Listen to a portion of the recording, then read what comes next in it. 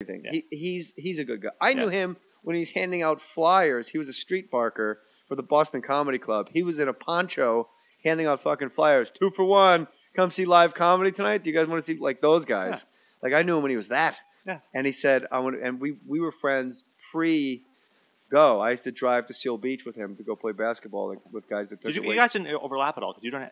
No, we didn't work together. I guess you probably shot some nights together, but you didn't have no scenes together. No. You were probably that horrible parking lot at the Santa Monica airport, which was like the bane of our existence. The one that we reshot 3 times. 3 times. You kept getting rain in the camera. Yeah.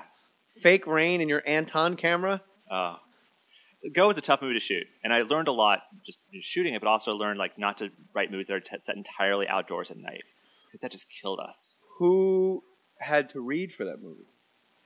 Almost everybody read for that movie. The only people I think who got... That's how hot I was back in the day. Yeah. I actually was offered, which one of these roles would you like to play? Oh, those were the days, John August. Piven had to read. Who? Jeremy Piven. Oh, he didn't get it, though. No, I was like, who did he play? I think everybody read. He was the Miata. He was the Miata. He played the Miata. I would say on Twitter, once a week, someone will just tweet, "It's a Miata!" Yeah. Exclamation point, exclamation point, God bless exclamation the point. Miata. That's another reference that doesn't hold up so well now because there aren't Miatas now. So people don't understand like what that car was. I think they crushed them all when they were done. Everyone read. Katie read. Sarah didn't read. Sarah didn't read, but she was in Canada. And her and Doug, did they wind up dating? They did wind up dating for a while. Yeah, because I remember I wasn't sure they were dating, but then we wrapped Sarah. Like she shot all her stuff, and suddenly she's like hanging around set. I'm like, what are you doing here? Like, they both they're such rebels with causes. Yeah, they are like kindred spirits. Yeah, Doug's the briefcase that the guy in front of the tank in Tiananmen Square is holding. Yes, absolutely. She's the guy. Yeah. Doug is probably in the tank because he built it himself. I don't even know how I got in the tank. I'm in the tank. He is truly one of the more crazy people I've ever worked with, but he's an absolute genius. And the explanation to bring you up to speed, I'm sorry to backtrack, was when you're around like in Eastwood or there's certain like directors that are brilliant and there's just a light and everything's illuminated when you're like, you get it. Doug has that light, but it's more like a laser. Where if you're in that laser light, you're bathed in fucking other level Mensa brilliance. But if you're just to the side, you're just looking at a crazy person with food on his face. Yeah. I love Doug. And we all love Doug. What's not to love? But it can be frustrating because Doug has that quality of sort of like the serial killer in like a serial killer movie or like a psycho movie, like where you knock them down, they pop back right up and keep walking. And that you needed that for Go because we just kept getting knocked down and again and again and again.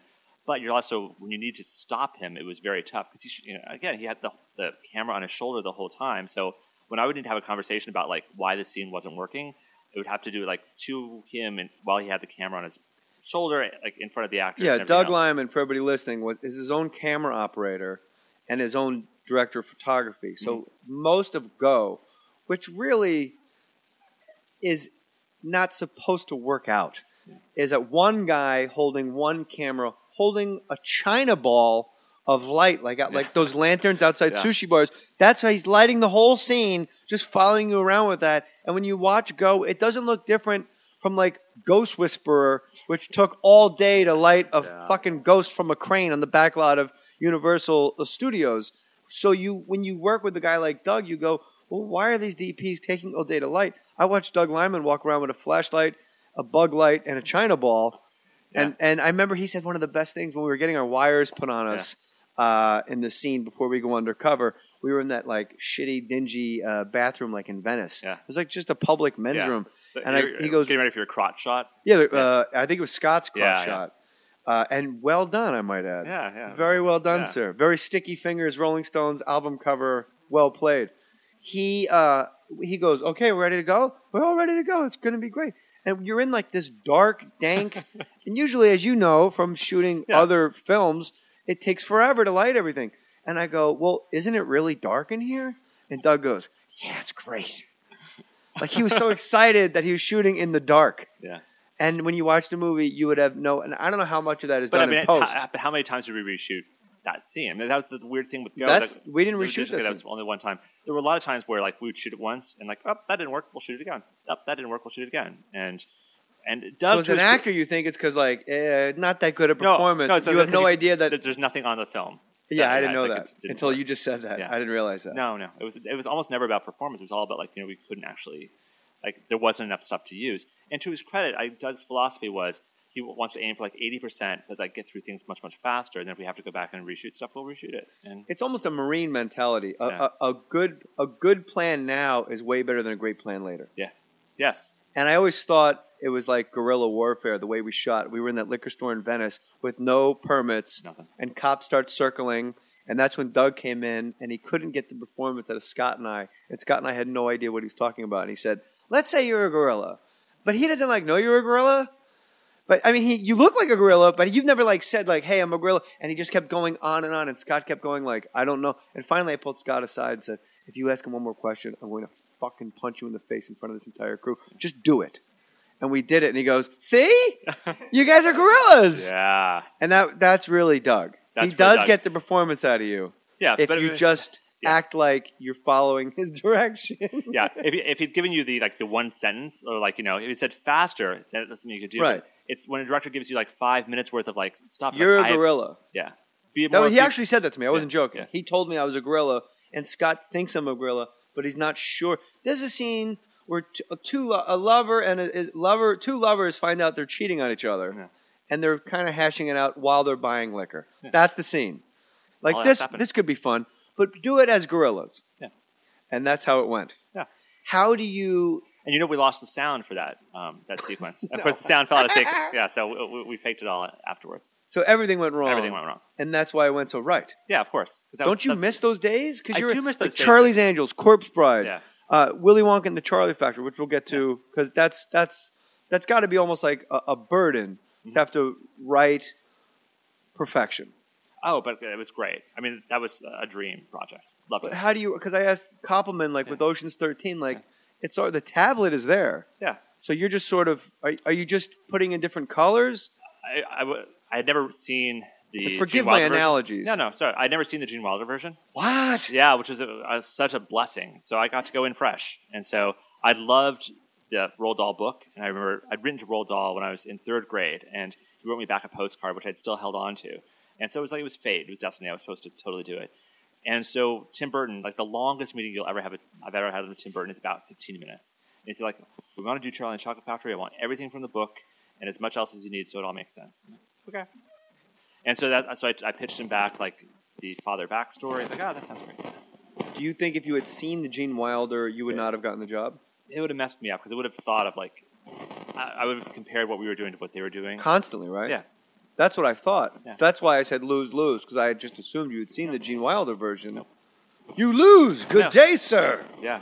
But instead you have this incredibly unique tablet of this canvas of Johnny Depp. Yeah, and it's also a chance of I can write 200 squirrels sit on stools sorting nuts. I'm I don't have to worry about how to do that. Someone else can train those squirrels, and someone else trained those squirrels to do that. I didn't have to be there. Didn't have to show up. Didn't have to do the thing. And one Oompa Loompa. And one Oompa Loompa. Just who I worked with in Mafia. Deep. What's his name? Roy. Deep Roy's awesome. Deep Roy this is the little person who's of Indian descent. He's the Oompa Loompa in Charlie, the only Oompa Loompa, and he also played a small part in Mafia, where a 7-foot priest at Lloyd Bridges, at my wedding, Lloyd Bridges, my father, he opens his robe and goes, "Say hello to my little friend," and Roy Deep steps out between his legs with a little tiny gun. And Roy Deep had the worst. Deep Roy. Yeah. Tomato. Yeah. I could hear the comma that you were putting in there, but yeah. And Roy, comma. Thank you, John. That was very nice of you to save me there. Deep Roy is one of the filthiest. He's like Bob Saget. He almost has Tourette's. I remember taking a golf cart back to base camp, and he goes, "You big fucking dick, big dick. You suck, you eat the pussy, you fuck." Nonstop. He had Tourette's almost. And I realized it's one of those things if you feed the fish, they just never stop coming. And I had to make it I'll play grab ass with the best of them. But he's a guy I had to just straight face and just put a wall up and go, "So I don't, what?" And he goes, "Yeah, you motherfucker, you motherfucker." Was he like that on Wonka? No, not to me at all. No, he was something about me. He was a perfect gentleman to me. So I don't know what it was. Something about me. Something about you. People say to my wife, okay. Yeah, the weird thing with Deep Roy and the Oompa Loompas, part of the reason why you do the duplication of like one guy is that those kids could only work like 3 hours a day, and so you had like the other half of your day you had to like fill with something. So they would do all the musical sequences with Deep Roy in the afternoon. It was literally just production. But kids didn't play Oompa Loompas; those were grown up. No, but I'm saying that the kids in the movie, the kids like who Violet and Augustus and all this stuff. Augustus Gloop, an actual German kid who did not speak English, which was just fun. Just made life extra challenging. How long after you were completed did you see the Gene Wilder? Was there a part of you was like, I want to see it so bad? I had to see the Gene Wilder version. So but you had to wait till you were done, right? Yeah, once I handed it in, then I watched it. You are a fucking smart guy. You just watch all the choices made, like where they went left, we went right. It was really strange. And that was just by providence. Yeah. That's just how it worked out. Yeah. And you must have been. Were there parts of the Gene Wilder that you went, oh, I wish I had done something differently? I have not seen yours. Yeah. Oh. Just so you know, I'm not leading. You should see mine, I will, but I'm not leading down a road of like, you did this wrong, you did that right. No, I have nothing to compare it to. No, they made different choices about who was really the center of the movie, and to me, like it was a story about this kid Charlie. But once you really got to meet Willy Wonka, Willy Wonka was the kid was the person who changed over the course of the movie. He was the one who he was this crazy old shut-in who had to learn to let people in. That was the point of my movie, and that was just a very different way than how they did. Gene Wilder's character was sort of perfect already in their version. He didn't have to grow or change or anything. And the kid tries to steal stuff, and it's just a different way of doing the movie. Spooky, oddly sexy, spooky Gene Wilder. Yeah, I thought and magical. Yeah, magical, and there's a something dark underneath that only he if he denied it, you wouldn't bring it up again. But there's something dark under all of it. Where there's to me, when I watch the Gene Wilder Willy Wonka, you're like, is he going to murder everybody? You don't want to cross him, Yeah, but there's nothing in his performance. It's just something behind Gene's eyes. Yeah. And when he snaps, you lose! Good day, sir! You go, okay, I'm not that far off. Yeah. Scratch that. Reverse it. Also, their factory feels like a real factory. And I knew that we would be able to sort of go much more fantastical. So even the world of Tim's Charlie and Chocolate Factory, early conversations, are we going to set this in the U.S. or in England? Because they sort of split the difference in the book. And he's like, no, we're going to sit in the middle of the Atlantic. And so the cars drive down the middle of the road, so they're not one side or the other. Accents are sort of this neutral, sort of halfway in between. And that's the choice.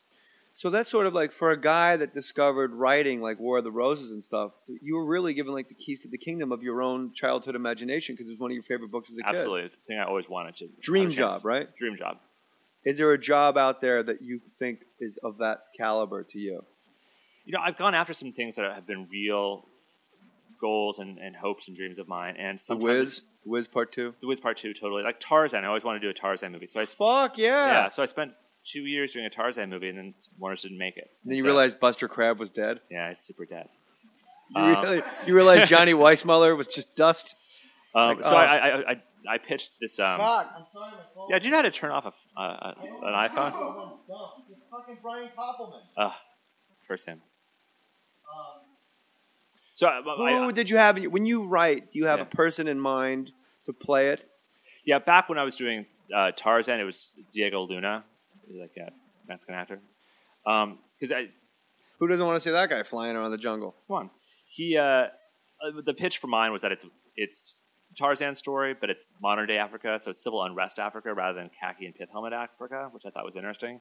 And Warner said, "Yes, we love that." And then after 4 drafts, he said maybe we should set it back in the past. I'm like, 2 years I've been working on this. So that's the frustration of being a screenwriter. Is you can spend a tremendous amount of your time in your life working on stuff that never becomes anything. Now, is that something that you would want to pick up again at a later date and redo? If they have to do it your way? I'll never get the rights to it again. So really? Because you got the juice now. I got some juice now, yeah. You got the heat where you can go, I'll only do it if you do it the way I wanted to do it, right?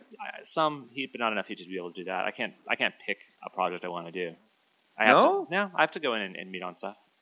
They'll send me some stuff, or if there's a piece of talent who really wants me to do something, I'll get called in to work on something for some weeks, but I can't go in and just set up any movie I want to set up. Not at all. I know you as the most regular, just a sweet neighborhood guy, but then you hook up with Tim Burton and you write the darkest stuff, And then like with Big Fish, you write like this great father-son fantastical bedtime story stuff. Is that just the you before we met? Like where that all comes from? Because the guy I know, you're like Richie Cunningham. Yeah. To me, I'm Richie Cunningham. Some of it was deliberately trying not to get pigeonholed, because before Go, I got pigeonholed as being the guy who adapts kids' books, because the first two projects I got were How to Eat Fried Worms and A Wrinkle in Time, which are both, good classic kids' books. It's not on your IMDb page. No, because they haven't